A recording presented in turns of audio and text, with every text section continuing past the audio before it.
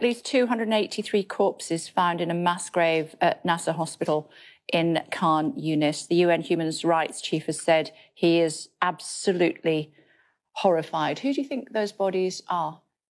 Probably terrorists, because the ratio of combatant to innocent that Israel has is unprecedented in modern warfare. We know we've killed about 15,000 terrorists. There was a terrible battle in those areas. So the chances are... died? How do you think these people died? In gun battles with Israel. Why do you think some of the bodies were found with ties around their hands? Well, because we probably arrested the terrorists. And then killed them? Well, I don't know if the terrorists fought back. I wasn't there. Striking, isn't it? Presented with the suggestion that IDF troops may have executed handcuffed people. The deputy mayor doesn't say, of course not. She says, I don't know, and maybe they fought back. Now that suggests that, in her mind anyway, it's perhaps not totally unreasonable, let alone criminal proposition, that Israeli soldiers should kill people when their hands are tied. That interview went on.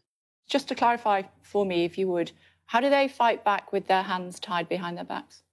Well, we don't know what they were doing before their hands were tied behind their backs, do we?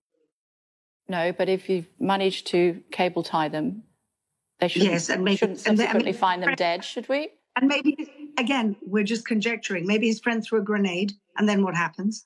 Maybe there was a missile, maybe they threw a rocket, and then what happens? Again, this is conjecture. I wasn't there, you weren't there.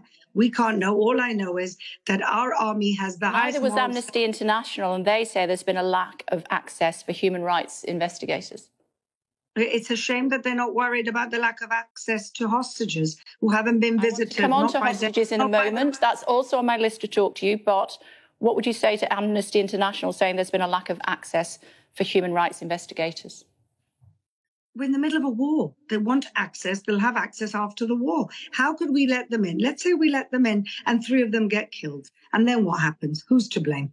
Now, she isn't wrong. It would be extremely dangerous for investigators to enter Gaza during a war, although somehow the UN has managed to produce a report on human rights abuses in the Russia-Ukraine war.